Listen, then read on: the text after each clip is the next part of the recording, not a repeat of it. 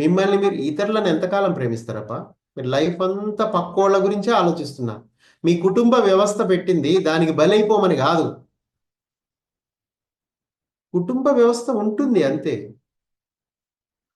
ఎందుకంటే ఒక కుటుంబ వ్యవస్థలో మీరు నేర్చుకోవాల్సిన పాఠాలు చాలా ఉంటాయి కాబట్టి ఉంటుంది.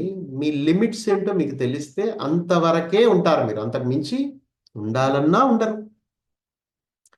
ఎందుకంటే మీరు మీ గురించి ఎదగాలనుకుంటున్నారు. మీ ఫ్రీక్వెన్సీని పెంచుకోవాలనుకుంటున్నారు.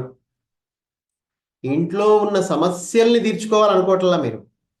మీ ఫ్రీక్వెన్సీని మీరు పెంచుకోవాలనుకుంటున్నారు అంతే.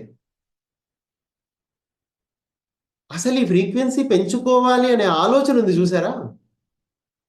అది చాలా ఫ్రీగా లభిస్తున్నటువంటి శక్తి. ఒక హై ఫ్రీక్వెన్సీ ఎనర్జీ 24 గంటలు ఉచితంగా అందుబాటులో ఉంది నాకు. కానీ మిగతావన్నీ నేను కొనుక్కోవాలి. నేను ఎడ్యుకేషన్ కొనుక్కోవాలి, మంచినీళ్ళు కొనుక్కోవాలి, కూరలు కొనుక్కోవాలి, అన్నీ కొనుక్కోవాలి.